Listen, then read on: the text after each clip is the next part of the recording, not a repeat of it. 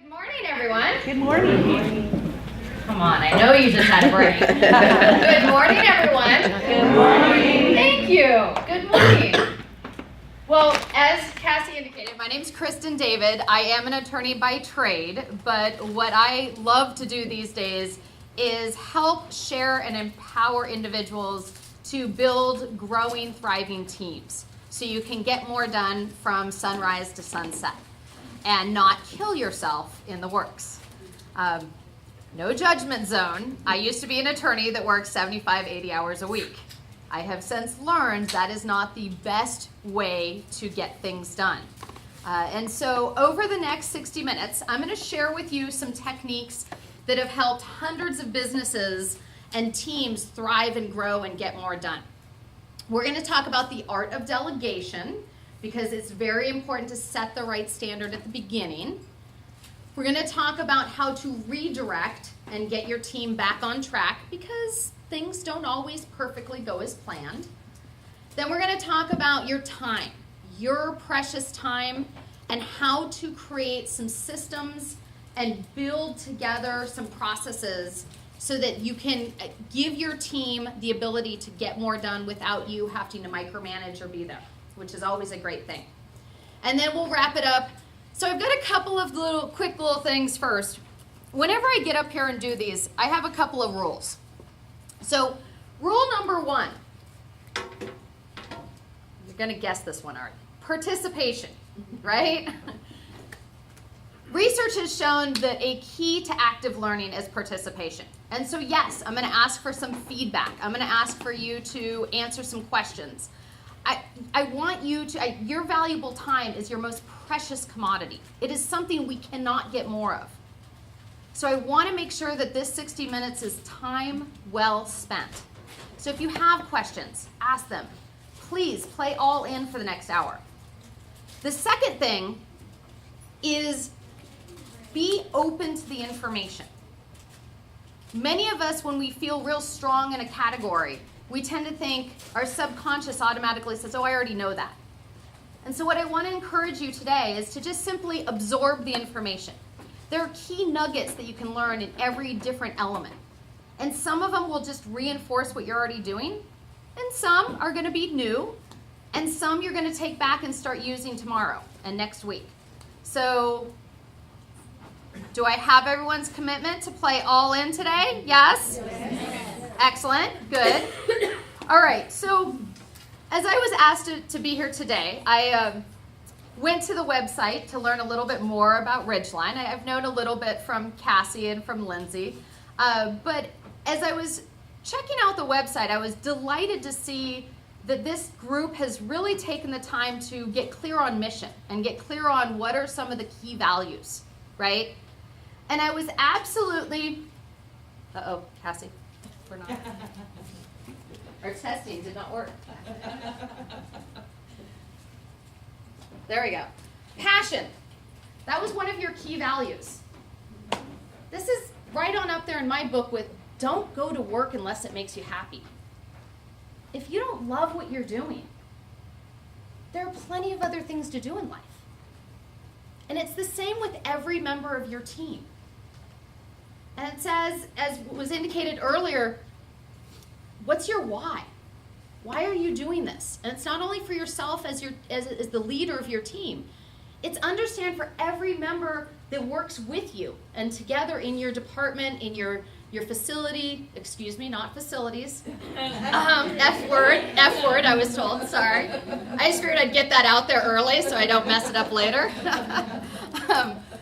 Keep in mind, I used to defend doctors and lawyers in legal and medical malpractice cases, and I defended a lot of care home facilities, and that was the term we used to the juries, is facilities. I understand now, and I love the fact that there are actually people that are so dedicated to helping the residents have an experience that they're communities. They're not facilities anymore. But 15 years ago, they were facilities. So I apologize. But I'm glad I got that out of the way. No more. No more. So finding the passion for yourself and for your team. You've got to help build a group that's going to want to come to work every day. You don't want people that are just here for a job. and a paycheck. You got to help find the right team. Then there's evolution, another key word, a key value. Because life is a journey, right? We have to always be evolving and pivoting and trying new things.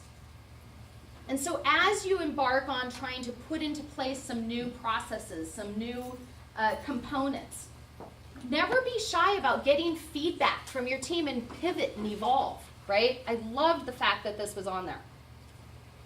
And finally, empowerment. I'm too far away. This is one of my favorite terms that were on the website, because each one of you have the power to help empower everyone on your team to make a difference and to start living the life they're meant to live, because when they feel good and productive at the end of the day, it's going to shine through not just to the people that they take care of during the day, but also at home, their families, their friends. Whenever you go and you have a great day at work, how many of you know that feeling where you go to work one day and you've got scattered 23 projects, and you leave, you head home for the day, and you're like, I didn't get that done, I didn't get that done. Your brain is just spinning, right? It's a pretty miserable feeling. Versus, how many of you have gone home at the end of the day, it's like, nailed that project, got that done, and you just feel lighter, right? Yes? We've all been there. This is why it's so important to break down our tasks, break down our projects into milestones, so that we can actually feel good about getting to that next phase, finishing and completing one phase of the task, or one part of the project, so that you do feel good. And it's not just for you, it's for your whole team. They feel good about it. Now they're going to go home with that smile on their face. They're going to interact with their children, their spouses, their friends. And it's a completely different experience. Each one of you have the choice and the ability to make a change and positively affect everyone around you. That empowerment part, very powerful in my book. Love it. So, a very famous person once said, "You give me 6 hours to chop down a tree, I will spend the first 4 sharpening my axe." And while we all understand the concept, that hustle and bustle of life, we don't always take the time to do the planning. We don't always take the time to prepare ourselves and our team and set forth some milestones and some time management to make sure our projects get done well. And that all starts with part number 1, which is the planning. So let's talk a little bit about the art of delegation. So the first part is that planning component, right? You got to think it through. And no judgment zone. I used to be that person that used to run out the door, be like, okay, get this done. And I drop it on someone's desk as I headed out the door, right? Cassie, yes? Yes. No judgment zone, you guys. I made all these mistakes too. What I've learned, and what I've helped hundreds of other teams learn, is that the value of spending even just 60 seconds thinking through what it is that I'm trying to accomplish, getting clear on the objective, that one first step can change the entire dynamic of the project. And yet, in our busy hustle and bustle lives, we've all done it, we give half a direction, half of information, right? We don't mean to, we're busy, but unfortunately that other person isn't reading our minds. They don't really, they want to get started, they want to do a great job for us, but sometimes they don't have all the information. And so it's that first step, that think, that is something each one of us can make a difference. Just spend an extra few seconds thinking through what it is you want to accomplish. Then you select the person. The deer in the headlight look, right? How many of you have gone to someone that you work with to give them a project and you get the deer in the headlights look? Right? They're like petrified. Oh my gosh, what did I do wrong? What do you need? Is this going to be more work on my desk? Like, they just have no way to balance or to understand what it is you're talking about. And so it is crucial for good art of delegation, for a great experience, you have to explain to the person why you're selecting them to do this task. Hey, Mary, I'm working on this project and I thought of you because you're amazing at doing the XYZ, right? The organization, the this or that. And so as I was thinking about this project, I thought of you because you would be perfect with helping us with this component. Now instead of the deer in the headlights look, right? They're receptive to what you're going to say next. They're not scared to death that you're about to dump more stuff on them that they don't want to do. You're tying in with something they enjoy. So it's important to explain to the person why you're selecting them to help you. Now, reality check. Sometimes there are some jobs that aren't so much fun that we need our team to help us do. Yes? Yes. Sometimes you have to say, I know this probably isn't your favorite job, but I need your help because I know you can help me get it done. You're my go-to person that always gets this done for me. Show them why you're choosing them to help. Again, the art of delegation is not dumping it down their throat. It's lifting the person up to understand why it is that you think they're the best choice to help you with this project or this subcomponent of a project, as it may be. All right, then that explain part, right? We need to do a little bit. We all can improve, right? We hone our skills. We need to do a better job of explaining what is the end product that we want out of this person. Do we want a draft document? Do you want a final looking document? If your pet peeve is that people always give you back drafts with typos and grammar errors and, it just looks messy, well, take responsibility for that. You need to do a better job of explaining, I expect you to bring this back to me as a final version. Set the correct standard at the beginning. Tell them what tools and resources they should use. Can they pick up the phone and call another department?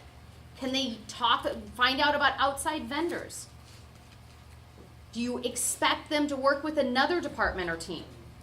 Share, the 2 seconds it takes for you to share that little tidbit means all the world to this person. Because the receiver of information they're just trying to grasp and understand what it is you want. So the more you can give them as to what it is you want as an end product and what they can use to get it done, the quicker and more effective and more efficient they're going to do the project. And then finally, you've got to explain the when. I'm going to talk in a later slide about who shall do what by when. This was such a mantra in my law firm that literally we had a big board that said, who shall do what by when? Everything ended with that, including delegation components. And you have to get clear, okay, our end date is, I'm just going to make something up, October 5th, next Friday. I need you to bring me a final draft by Wednesday, October 3rd. So we have time to make any final adjustments, right? Build a cushion. And hey, why don't you bring me a first draft by Monday or Tuesday so that you can let's touch base for 5 minutes to make sure you're on the right track.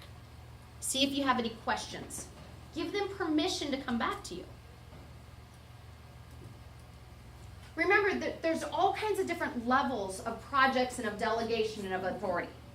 If you're going to ask somebody, hey, could you go make some coffee? We're not going to ask them to come back and give us, feedback on how they're doing after they insert the coffee grounds into the machine, right? It's such a lower task that we're like, okay, worst that's going to happen, there's going to be coffee all over the floor, right? We can live with that. Versus, a multi-million-dollar project, you're not going to just tell the person, here, go run with it. Come back to me in 3 months, right? You're going to set some of those milestones. So part of this, as you're explaining it to them, is watching their body language, watching their reactions. Are they understanding and comprehending what you want them to do? If you get the sense, remember, you're building up their confidence that they're the right person for the job. You're building up your own confidence that they know how to do the job. If you're watching them and their body language is like they're scared to death, you need to take an extra precautionary step of saying, why don't we have a couple of milestones, right? Why don't you come touch base with me at this point? That way you're giving them permission to seek more guidance. Finally, and this is the most important part, is commit. This is the part most of us fail to do, and I am guilty as well. You need to, after you finish explaining the project to the person, you need to ask them, are you committed to getting this done for me? Sometimes you ask them to regurgitate what you just said, what the project is. So, does this sound like something you can handle? Yes? Great. Why don't you just quickly tell me what you hear me saying about the scope of the project and what needs to happen? I'm a big fan. Always have a big pad of paper so they can actually take some notes so that they actually remember all those steps. But, you know, that's not always, in reality, that doesn't always happen when you're passing in the night, right? But you've got to, when you just take that extra 30 seconds and get the person's commitment that they're going to take ownership of that project. This, my friends, is how you get more done with less having to go back and fix it all the time.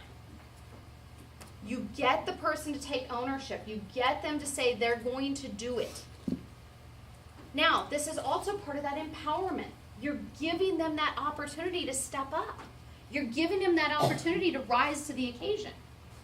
Because that's the most valuable gift we can give, is to build our team up while also taking some things off our plate so we can use our time doing things and projects that we need to get to, right? So that's why I started with the art of delegation, because every single one of us can always improve our skills. It's a skill you just have to keep honing. Iron sharpens iron, you just keep working it. But each time you do, you become more effective at it, and your team will become more productive and more efficient as a result. That's a good thing. So, real quick exercise. I see most people have pads of paper. Write down a quick, no one's going to look at this, I'm not going to make anybody call it out. Write down a project in the last 30 days that you handed off to someone on your team, and you recognize you did a rather poor job of delegating that task. So A, write down the task. You don't have to put any names in there or anything. And second, which part of this, in hindsight, could you have done better? This is just recognizing where we can improve.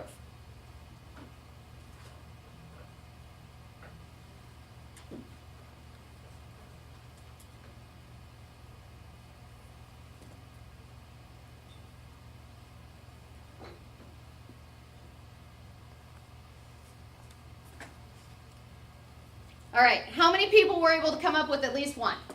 Yes? Good. How many people were able to come up with at least one area they could have done a better job of in a delegation? Yes? Out of curiosity, how many people deep down in their gut kind of knew there was at least 2 areas they could have done a little better? Yeah? Okay, I won't ask for hands after this. No, 3. Yeah, 3. Seriously, this is, part of learning.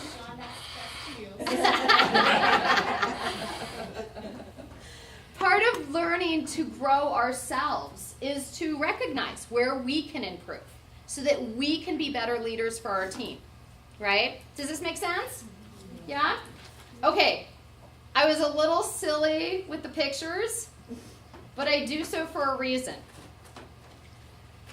You have a lot of different individuals on your team. We have wide ranges in ages. We have wide ranges in skill sets from technology to not so technologically advanced, right? Part of this, there's a great book called Thanks for the Feedback. And it has to do with when you, the speaker, are saying something, you have an intent to give information in a certain manner. The receiver of the information, however, receives it much differently and in many different ways. And it's something to be aware of. As you go through this and as you delegate, you get to know your team. You get to know who are your visual people, who are your, need it in writing and very methodical. Who could you literally show these 4 emoticons afterwards and they would instantly get it, right? There's a certain part of the United States population who thinks in emoticons. That's it, emojis. So again, part of this is recognize you have to use slightly different techniques for different individuals because we're all different and we all have slightly different mannerisms. So just be aware that sometimes I actually have a business that I work with that they just have the 4 emojis on their wall. It just reminds everybody the art of delegation. They don't even have to have the words anymore. They just have the little pictures. Just to remind us all. And by the way, this is something you can work with all of your teams with. Because it's not just from the top coming down for delegation. It's from the bottom coming up. It's from each other coming across, right? I did a 3-part webinar on the art of delegation, and I did it specifically for business owners and their staff to watch during lunchtime. And the greatest feedbacks I got were actually from receptionists and assistants because they learned some of these tools of how to explain up, how to get other people to say, wait, stop, before you leave, I need this information so that I can do the right job. Or rather than being a timid person saying, I need your help on this, they were able to articulate and find the words to say, I need you to do this task. Here's what the end product needs to be, owner, or administrator or manager, and I need it done by this time so I can do my job. I think that's a beautiful thing when an assistant can give that kind of feedback to a manager so that they know what the time frame is. So again, this is a technique you can use for the whole team. All right. With that said, no one likes a micromanager. You can't be the eyeball in the corner staring down their every move. Sometimes you need to allow them to run and fall and scrape their knee. On the other hand, you also need to spot check and redirect. So redirect. Don't wait. We don't wait for a solar eclipse once every 100 years or so. You've got to be on top of this. When you delegate projects, when you see your team not doing something the way that they're supposed to be doing it, you've got to step in and be vocal. Now, I'm not meaning, you didn't do it right! That's not very effective, right? You find the polite time to bring them aside and share with them some good positive feedback to help redirect them onto the next project or onto the next step. So when we mean be vocal, it's not writing them up. They're humans. We are all in this journey of life learning and evolving, right? Perhaps they misunderstood what it was that you wanted done. So it's time to give them a little redirection. There's a great book called The New 1 Minute Manager by Ken Blanchard. And then there's a second one, The New 1 Minute Manager Meets the Monkey. So the monkey is anytime you're, let's give a little example. You're walking down the hall, you're going to the restroom, and someone says, hey, got a minute? We've all been there. We're like 50,000 things in our mind, and they're like, they stop us. And we're like, okay. And they're asking for some answer on something, and your brain is like on 15 other things, frankly.